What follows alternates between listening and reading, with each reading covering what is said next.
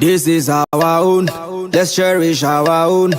Ghana Premier League is back again. I say this is our own, let's cherish our own. Division 1 League is back again. It's football, very much is our own. Let's cherish our own. If I get it right. So it's out for grabs. Okay. Despite the fact that Asante looks as their favorite, they still have the opportunity to push them to the brink to see if they'll crack up. Hansi, you think Nations FC would review some of the opportunities they had, especially when Samatex were dropping points? It was like this was an opportunity for them to either leapfrog Samatex or even go at par with them, but they missed out. Yeah, that's true. They really shot themselves in the foot when Samatex sort of opened the door for them to put up a challenge. Their defeat against Heart of Lions is one that was very shocking. Their draw against Stanley Bafakwa at home, it was also shocking. Their draw against BBN Gold Stars. All these were points that were there for the taking. Considering that they played most of these games at home, and they've been virtually they've been unbeaten at home. So one would have expected that with all these games at home, they would have capitalized on it and take the points and then close the gap on Samatex, and if possible overtake them. But they didn't. But yesterday they did the job. They did what needed to be done. At least all they can do now is win their games and then hope that Samatex will drop more points and then capitalize on the drop point this time around. This was a brilliant goal by Ban, but the pass from Abdul Karim was exquisite, and then the presence of mind from Paul Akwa to dummy, go over the ball, and then allow his teammate Ban to play.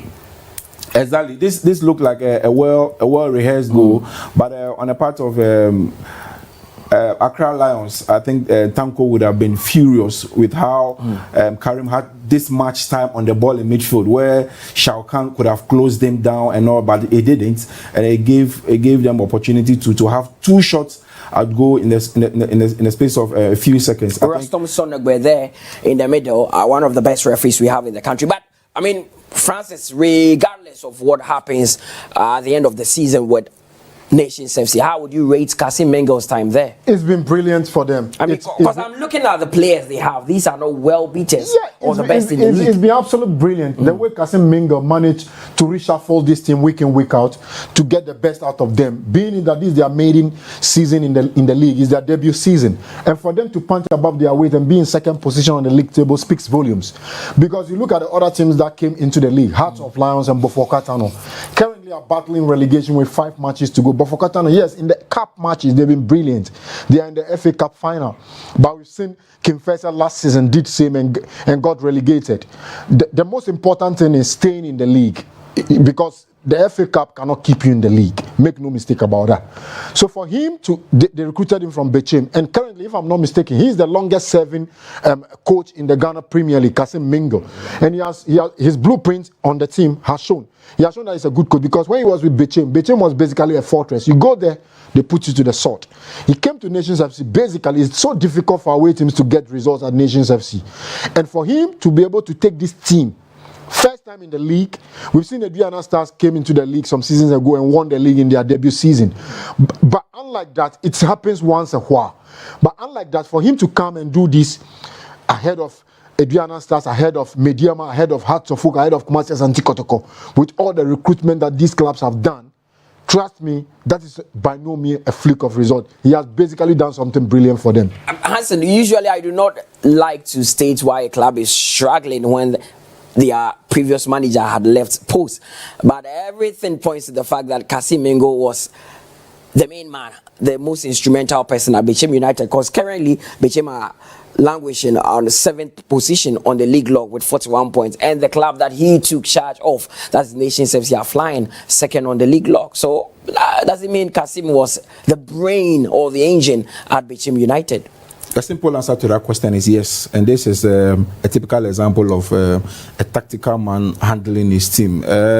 You cannot tell me that the fortunes of Berekum dwindling coinciding with the absence of Kassim Mingles is a coincidence. You can't tell me that. So it's not a coincidence. It's not a coincidence, especially the fortunes of nations changing suddenly when Kassim Mingles came in. And even yesterday, the way he approached the game was very clever, and a lot of credit should go to him for the way he approached the game yesterday. He didn't want to engage in a possession battle with Accra Lions, because everybody knows that if it comes to passing the ball, playing in triangles, dominating, this is a man who reads the game well. He knows that the strength of Accra Lions lies within their possession, and you can't win against them. So he didn't engage them in that. He allowed them to have the ball and just the Carlo Ancelotti type. Carlo Ancelotti type made it very difficult. Yes, made it very difficult for them anytime they had the ball. And the real opportunity that came his way, he took it, and in the end that was it. So it's a demonstration. You don't always have to play flamboyant football to win games. Sometimes as a manager you have to be clever. You have to know when to pick your you have to know when and how to pick your fight, and I think he's done that excellently this season. It's really a shame that they are 4 points behind some others in the league, because for the football they've played this season, I don't think anybody would say they don't deserve it if they win the title. But first season in the Premier League, this will be a learning experience for most of the squad in the league who are having the first taste of the league, and maybe hopefully next season they will put up a better performance. Francis, so it looks like the top is more or less like a 2-horse race between Nations and Samatex. But let's look at the bottom. The 3 teams that could go back to Division 1. That is where the real deal is now. It looks like Real Tamale United are in some hot soups. Heart of Lions, despite the fact that Bashir Hayford has come through and they've won some games, are still in the relegation zone. And Bofo Akwatano Great Olympics are still completely not out of the woods, especially Great Olympics. Yeah, Great Olympics. We never saw this. I don't talk about Dreams FC because I know they have games in hand. And until they play those games, you can't properly judge them. Yeah, I think now they have 3 games in hand to play. Yeah, they honored one over the week, during the week. I think 1-0. Yeah. I think Berekum. Yeah. 1-0.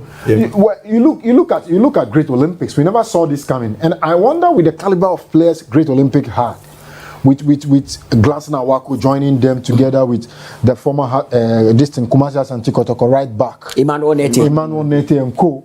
They had some kind of experienced players there. You look at Abdul Bashir, the central midfielder.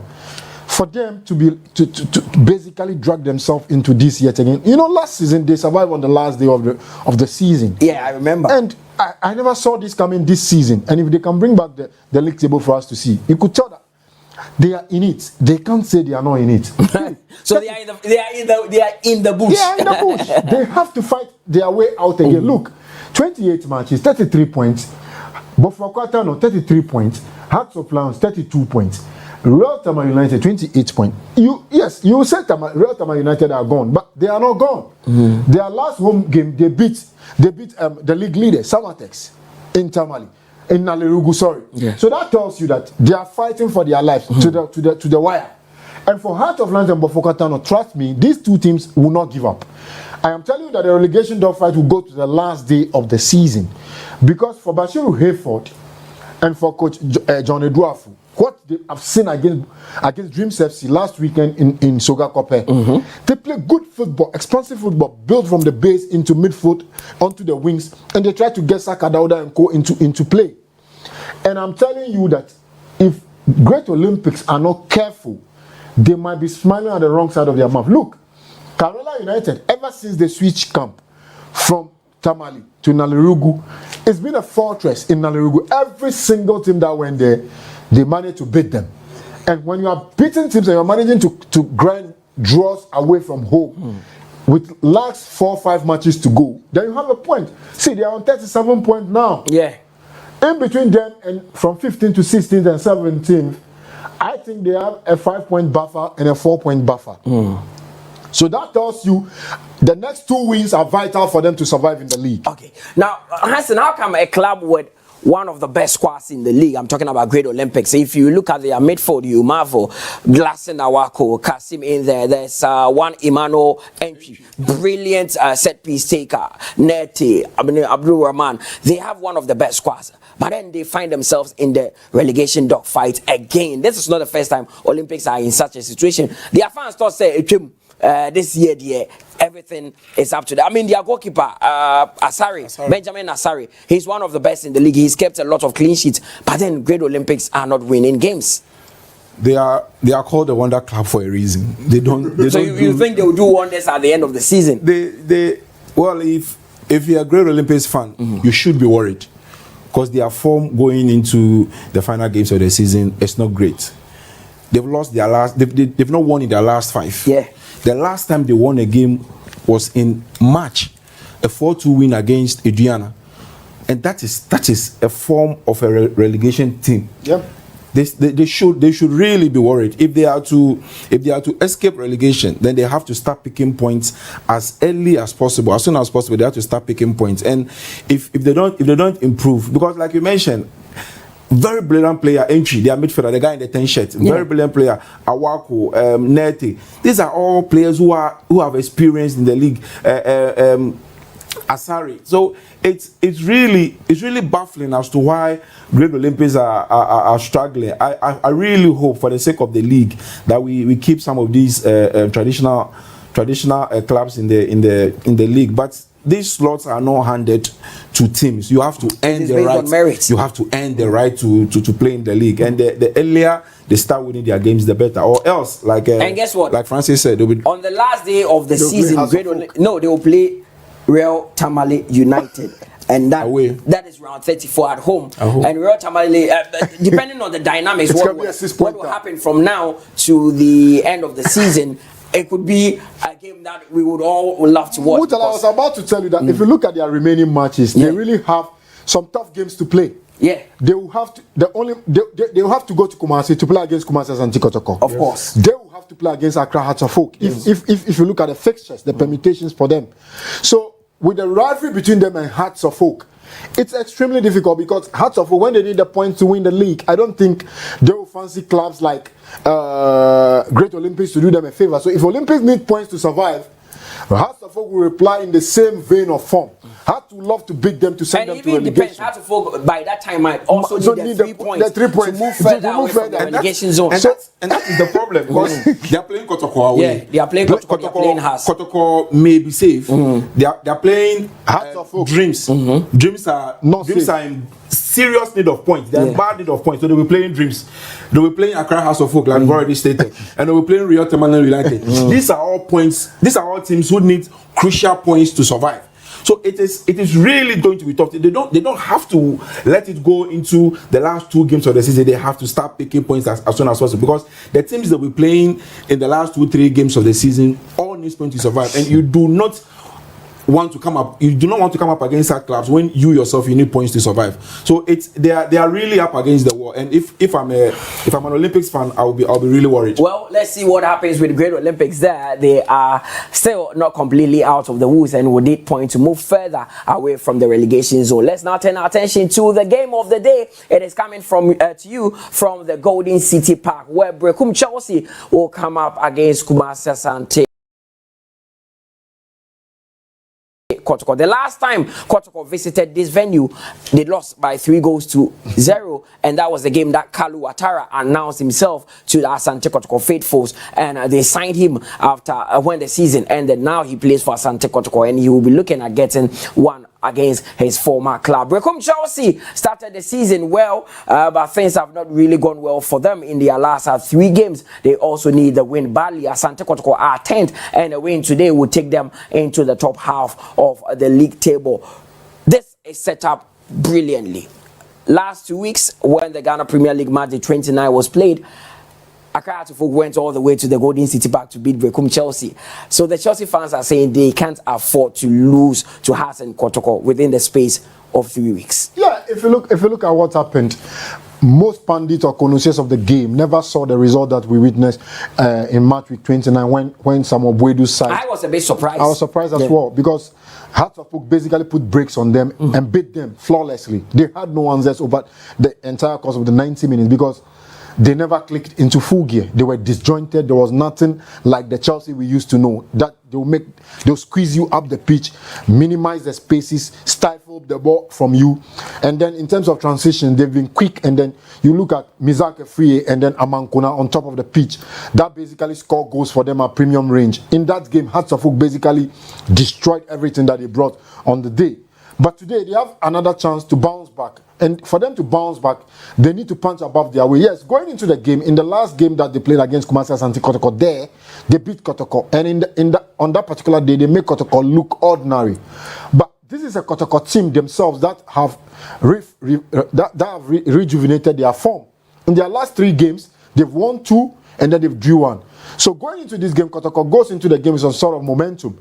And if Berekum Chelsea did not switch their A game on this afternoon, Mutala, it will be extremely difficult because you look at players like Stephen Mukwala Desi.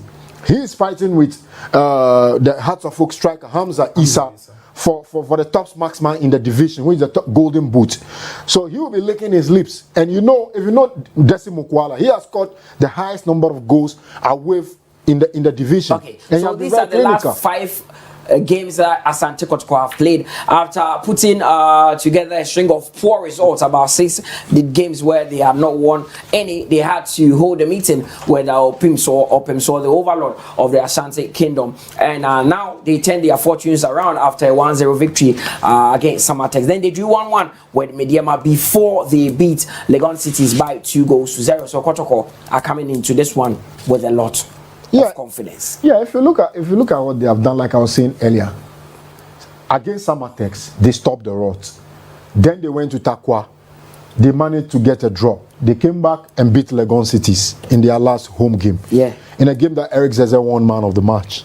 If you look at Prosper Nachi Ogum, he's a good coach. And someone will say, ever since he started talking back to the press, he's beginning to win matches.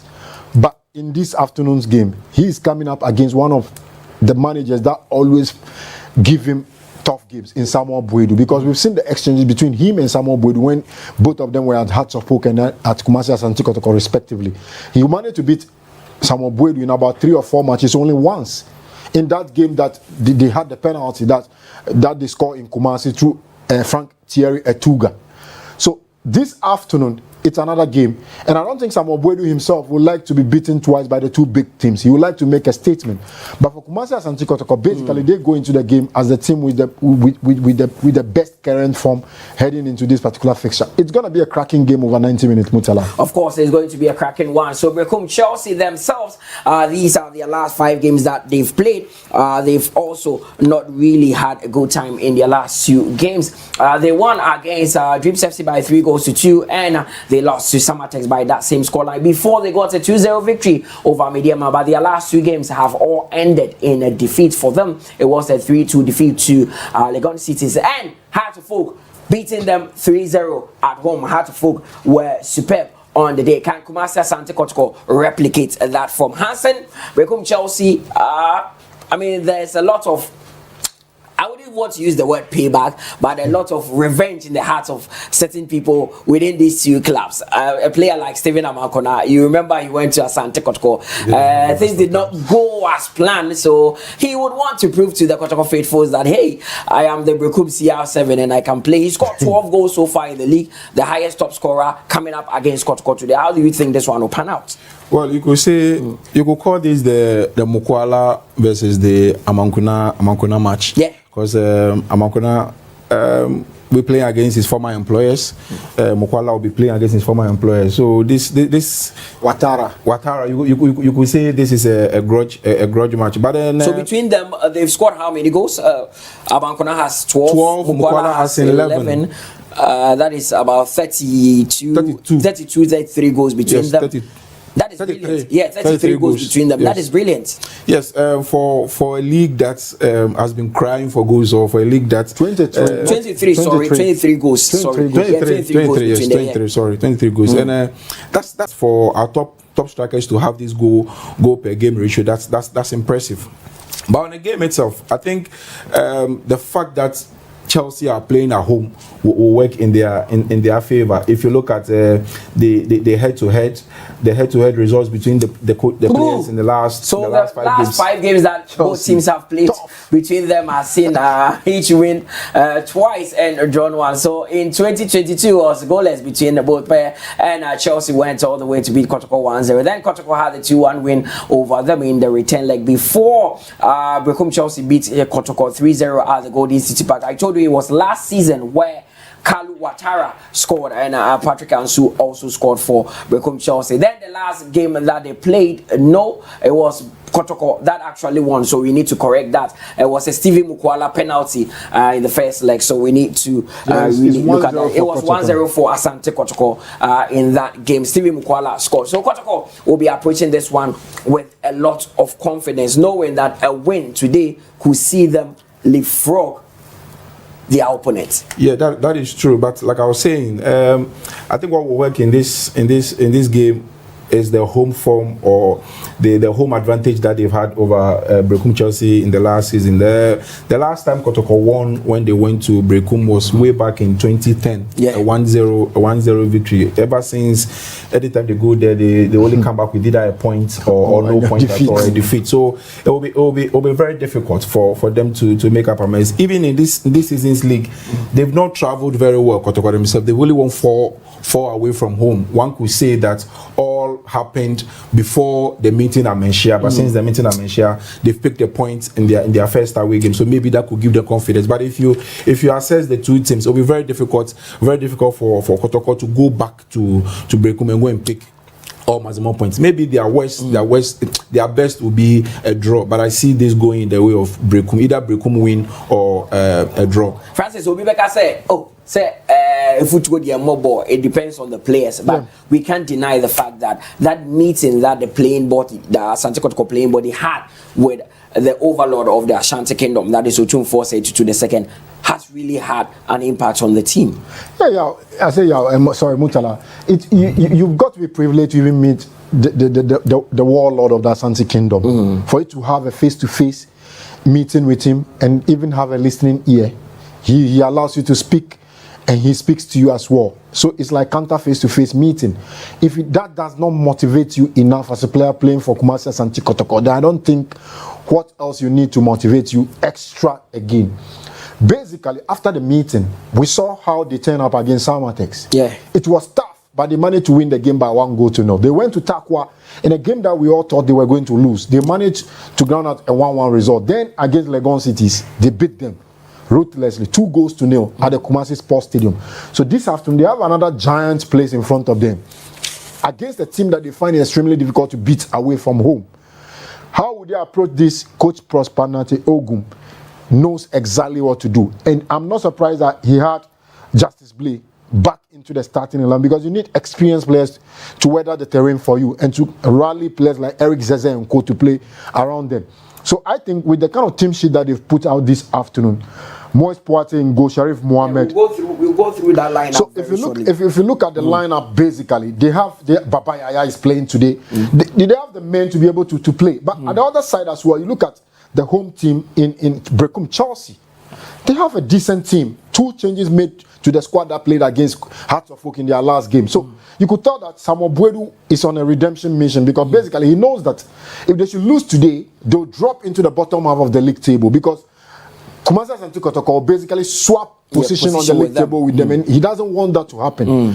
So it will be tough. They'll play this game will play at a cracking pace. As to who will carry that, it depends on how the approach, the discipline, and the mentality of the players will be over the course of the 90 minutes. Hansen, I'm looking at Kotoko and Prosper Nate-Ogum, and sometimes you can be caught in a dilemma, knowing that this is a very tough ground for you, a ground that has not been kind to you since 2010. So you might want to be a bit conservative and go away with a point, which will not be bad. But on the other hand, you are on a good run. You've won 3 games, so you might be forced to come out and show play on the front foot, and that is sometimes very dangerous. I think the best approach for the game for Nate Ogum will be to be cautious. don't open up too much. Be cautious, and then try to pick your moments as and when they come. Try to pick your moments. Yes, try to pick your moment as and when they come, because this is a Kotoko team that is coming back to form. A Kotoko team that is regaining its confidence, and a heavy defeat at Berekum will crash that confidence. Yeah. So you don't need to rock the boat. This is not a home. This is not a venue that you've done well in recent years. So don't go out there trying to change the narrative. Just be a bit conservative. Try to pick your moments as and when they come. Because the last time they went to Dreams, they lost. They went to Adriana, they lost. They went to Kerala, they lost. They went to Heart of Lions, they lost. They've lost at Samates, they lost at Swachre, they lost at Bibianu Go Stars. These are all games that they've lost on the road. Clearly, their away form is terrible. So you start gradually. Yes, they are Kotoko. Some will say, we say we are Kotoko. We are don't go for a point. But you have to be able to put the situation in context where the team finds itself now. And I think it will be clever to start on a cautious approach and then try to take their moments. Well, let's see how that one would go. Hansen says that they need to pick their moments and be clever with what they will do. You're still watching the Ghana Premier League on Star Times at the Patch channel 247, and we are building up to that big clash at the Golden City Park. It's Berekum Chelsea who are hosting Asante Kotoko today. We take a quick break. When we return, we go through the starting 11 of both clubs. This is our own, let's cherish our own. Ghana Premier League is back again. I say this is our own, let's cherish our own. Division 1 League is back again. This is our own, let's cherish our own. Ghana Premier League is back again. This is our own, let's cherish our own.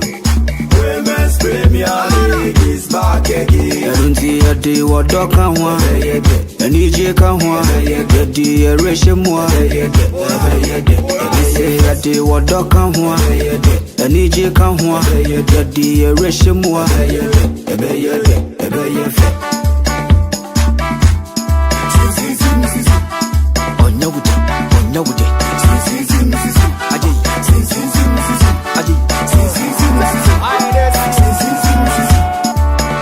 Since the days of Baba Yara, we've been there. Ghana Premier League is back again. Since the days of Shamokwe, we've been there. Division 1 League is back again. Since the days of Abeta Saki, we've been there. Women's Premier League is back again. Since the days of Asamoah John, we've been there. We've been there. Ghana Premier League is back again. Since the days of Ishmael Ado, we've been there.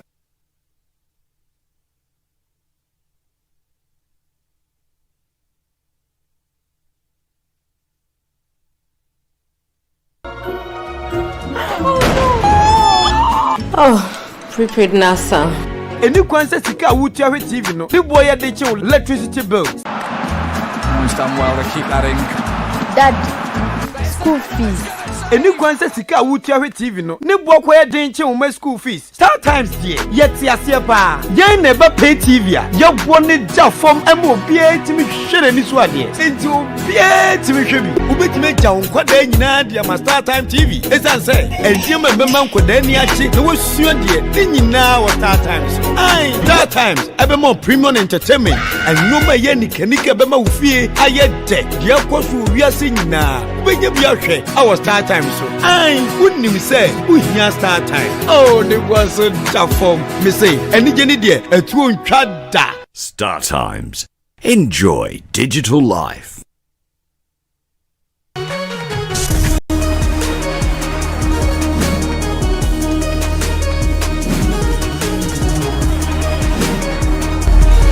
Welcome back from that break. You're still watching the Ghana Premier League here on Star Times at the Patch channel 247. My name is Mutala Yakubu, and we are building up to a big game between Berekum Chelsea and Asante Kotoko. There are lots of games to be played in match day 30. We started yesterday with Nations beating Accra Lions by a goal to nil. Berekum Chelsea also would be coming up against Asante Kotoko, and that is what we'll be showing you very shortly. Legon Cities will take on Great Olympics today. Then tomorrow we'll see Bechem United come up against Karela United. Dreams would face Heart of Lions, with Heart of Folk coming up against Aduana at the Accra Sports Stadium. Mediama would also take on Real Tamale United, and Swataman will face Bibiani Gold Stars. And league leaders Samatex will take on Bofo Akwa Tano. Let's now cross over to the Golden City Park and have a listen to the two managers ahead of the game. Hello, Coach. Good afternoon. Good afternoon, Nana. It's obviously one of the biggest games for your team this season, I guess. Yes, please. Have you recovered from the defeat you suffered at the hands of Hearts of Oak? Yeah, we have recovered. We have done everything. There's everything in place, and I believe that today, God willing, things will change. What have you been telling them, especially from the manner in which they considered those 3 goals in that defeat here? Yeah, it's very unfortunate as we consider the goals from the House of Folk game, but I've told them the mistake that they made it that very day, we have collected it. So I think that coming in with this game, we are coming in with a different pattern. As you talk about the different parts, and I've realized that your formation is a 4-3-3. You are not sitting back. You are playing with 3 attackers, Ensu, Amankona, and then Mizake Free. You don't want to sit back in this game. Yes, please. What kind of opposition are you expecting from Asante Kotoko? They've not lost a game since their visit to Otumfor. They want to come here and cause an upset. But I think today things will change. Though they are doing very well, and we lost to House of Folk, which is 3-0, which is very bad, and we can't afford to lose this much. Gregory Obinseche has been your best goalkeeper. I want to find out why Edu is starting ahead of him today. Yeah, because of how the fatigue has taken place, so we need to rest him for Edu to also work. Will you assure the Berekum Chelsea fans you get them a good result today? Sure, absolutely. Good luck. Thank you. Hi, Coach. Good afternoon. Good afternoon, Anna. This territory hasn't been good for Asante Kotoko, especially in the last season. They lost 3-0 here, coupled with the fact that your team have not lost in their last 3 games. What are you expecting from your charges? Very cagey game. Looking at the fact that they also coming from a loss here, and they are playing as the games between these 2 teams have always been very dicey. So I'm expecting a very tight game. Tactically, both coaches, I'm sure, are going to be very cautious defensively, because in such games it's better you don't concede early so that you can still keep to your tactical approach. As you talk about the cautious approach, your opponent Samuel Bodu just told me he's not sitting back. He's coming with a 4-3-3, and he says he's going to come attacking all 90 minutes. Yeah, sure. I mean, as I said, he will come at us because he lost his last game and he's playing again at home. So definitely he would want to make sure that he creates a lot of chances and then score early so that he can settle. We have to make sure that they are key players. We hold tight to them and make sure that they don't get the time and the space to play the ball behind the defense and then create problems for us. It's obvious that Morrison's suspension is due to the card he took in Kumasi the other day, but Intimeno is not starting. I see you bringing in Sharif, and Blade drops to join Nuruddin in central defense. Any reasons? Yeah, Morrison and Andrews, they are all serving a ban because of accumulated yellow cards. That's why the 2 of them are not playing. So Sharif played in the last game. He's a centre back. He can sometimes also play as a left back. But if you look at him, he's technically good and he can fit into that pivot 1 position as a holding midfielder. And for Che, we've all seen him. He got injured and he's coming back.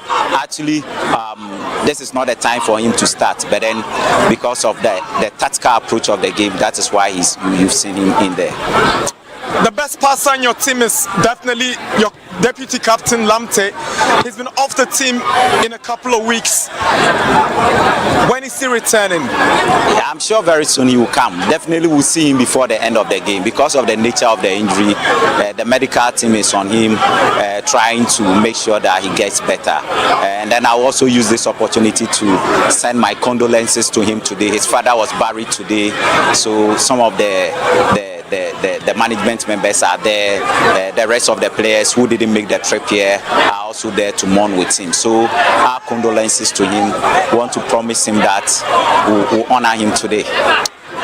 You remain the second second best away team in the Premier League with 4 wins away. But on the flip side, you've not won in your last 5 away games in the Premier League. What should the fans expect from this one? Yeah, I mean, it's going to be a tall order for us. But then I think we are capable. I mean, those times when we're playing, we're not winning, the dynamics were different, and now the dynamics are also different. Discipline levels are higher, desire levels to play and win are also higher. So once there is higher levels of discipline in the team, once there are higher levels of desire, that commitment to play, that energy to play and win is there, I think that the storylines will be different. Mukwala is your top scorer. Is he motivated enough to increase his tally, especially knowing that Amankuna is ahead of him on the scorers chart? Yes, he's more than motivated. I had a one-on-one session with him in my room, and he was so happy, he was so excited that it's another opportunity for him to also score again and increase his tally. So the one-on-one conversation was so helpful today. It was so exciting, and I'm sure with that one-on-one conversation, it is enough for him to score today. Good luck. Thank you, Nana. Both coaches optimistic that this one will go their way. Quickly, let's run through the lineup of the two teams before we cross over. For Berekum Chelsea, they are not starting with their number 1, Gregory Obrane-Setre. He's on the bench. Edu Emmanuel is starting in post for them, and Fusini Zakaria is captaining the side today. Meshaki Free, Kofi, Patrick Ansu is in there. Steven Amankona, who is the top scorer in the league with 12 goals, is starting for them. He is a former Asante Kotoko player. Fabian Kwesi Kongoza is also starting. Lord Amoa, Patrick Esiedu, Shayub, Haruna. Then we have Hubert Jehu, and of course Yao Dankwa also starting. For Asante Kotoko, it is Moise Poite who is in post for them today. He is the goalkeeper that will be starting for them. Justice Blay is captaining the side today. Sharif Mohammed is in the search. Eric Zeze is also starting for Asante Kotoko today. So it's a good one for the Porcupines. Then we have Michael Chejamina, Yusuf Mohammed Nuruddin, Baba Yaya, Nicholas Oseibonsu, Peter Akwamidu, and of course Emmanuel Kote also starting. Francis set up very, very well. Both coaches are confident that this one will go their way. Yeah, you look at Kumasi Asante Kotoko set out in a typical 4-2-3-1 formation, 2 holding midfielders. The reason why he's going with the 2 holding midfielders is the fact that he has to improvise Justice Blay. We know Justice Blay plays in central midfield. He can play as a right wing back. But with age-wise, his speed level and all those things, he needs assurances as to the mop up in central midfield so that they will not be short in terms of counter-attacking. The legs are no more there. Together with Sharif Nuruddin, you could tell that the set out in their last game against Legon Cities, especially in the second goal, on top of the pitch, the coach wants to have enough bodies there to be able to complement each other to score. So if you look at what he's doing, with such Eric Zeze, he has it in his armor. With the ball at his feet, he can unlock any defensive unit. It's just that he needs to switch on his game and play in give a consistent performance that will cut across the entire 90 minutes, not to be playing in phases like he normally used to do. So in Desi Mukwala, on top of the pitch, you get him the right services, you bury those chances.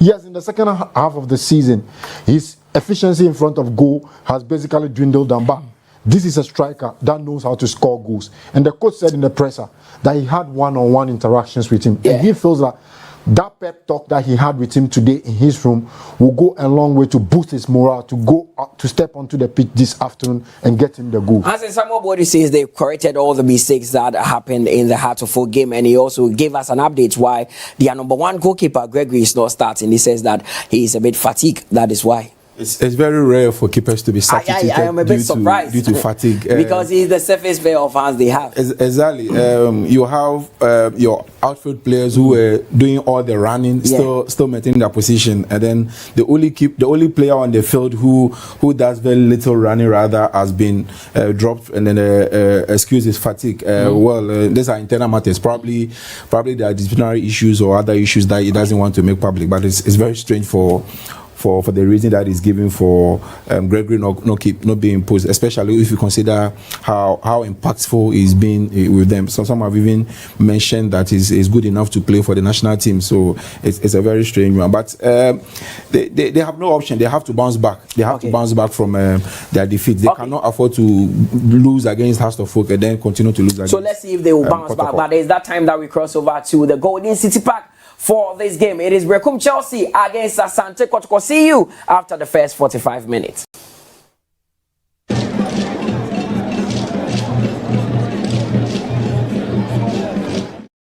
This is our own, let's cherish our own.